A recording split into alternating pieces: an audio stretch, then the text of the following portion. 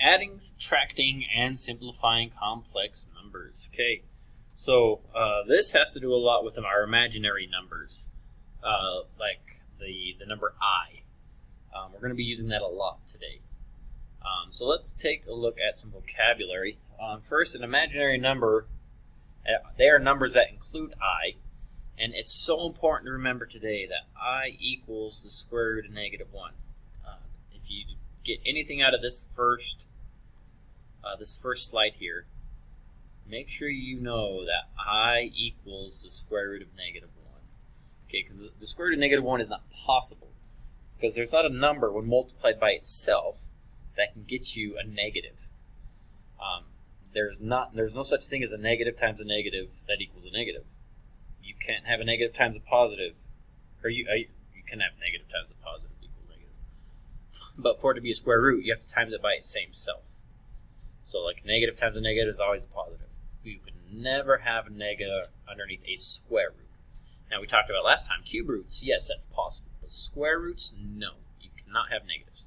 So we made up this thing called an imaginary number, and we called it I, and said it equals the square root of -1. Okay, so our complex numbers are just our expressions with an imaginary number and a real number.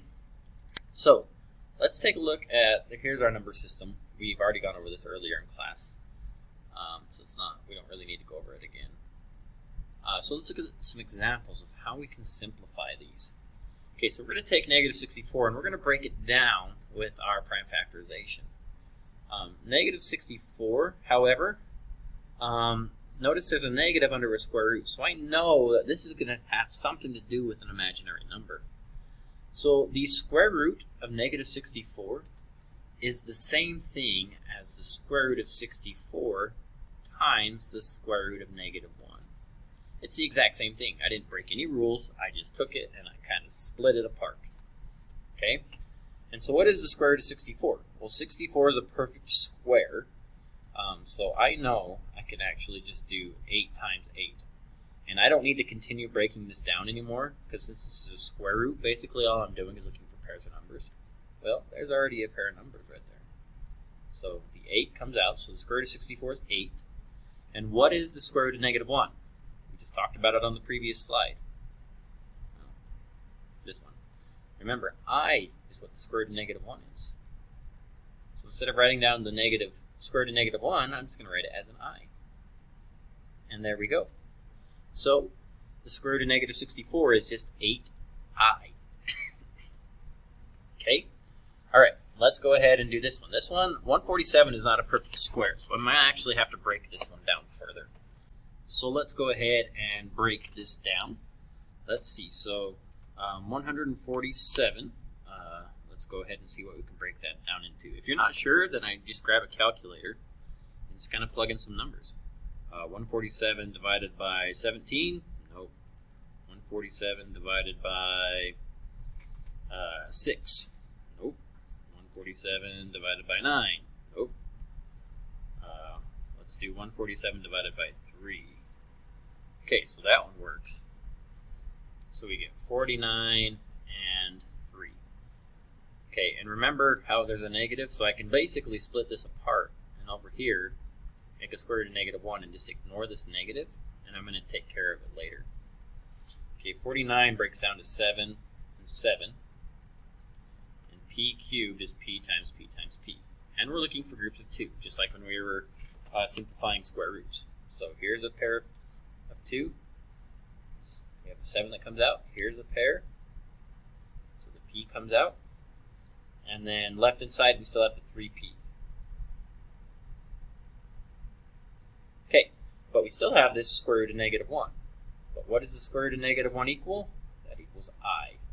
So when you have that problem, you're just going to put the I right here behind your variable. So 7 times p times I times the square root of 3p. That almost looks like pi, but it's just p times I. There would be my answer right there. Okay. Okay, now we're going to get into adding and subtracting complex numbers. But this is just like combining like terms. It's really straightforward, really simple. All right? So we're just looking for, we have -6 minus 3i plus 8i. Now, I just have parentheses here because that helps me distinguish between the signs. So I have a negative 6. Do I have any other constants? I don't. So I'm just going to bring it down to negative 6. Now I have this negative 3i, and I'm adding a positive 8i. These are like terms because they have the same last name. They both have an I. So negative 3 plus 8 is 5i. There we go. Okay, now we have a subtraction. Now remember, with subtraction, you could do this a couple ways. One way we did it earlier when we were just dealing with normal polynomials. We actually just distributed the negative inside of here and turned these into a positive, and that turned into a positive. If we do that, then it just makes it simple, so you can just combine like terms right away.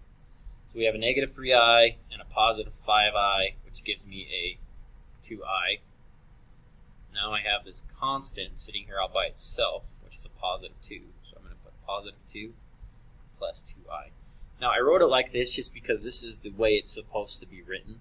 This is the standard form of the way you write complex numbers. It's always the real number first, followed by the imaginary number. So 2 plus 2i would be my final answer. Alright, let's try this one. So it's an addition, so I don't need to worry about changing any signs. So we got a negative 3, and a constant right here is a 2. So negative 3 plus 2 is just a negative 1. Then I have a negative I here and a positive 4i. Put those together and we get a positive 3i. And there's my answer. Simple as that. Okay, here there's a negative, so I'm going to go ahead and distribute it in. So that changes and that changes, which makes this now a positive. So 8 plus negative 3 is 5.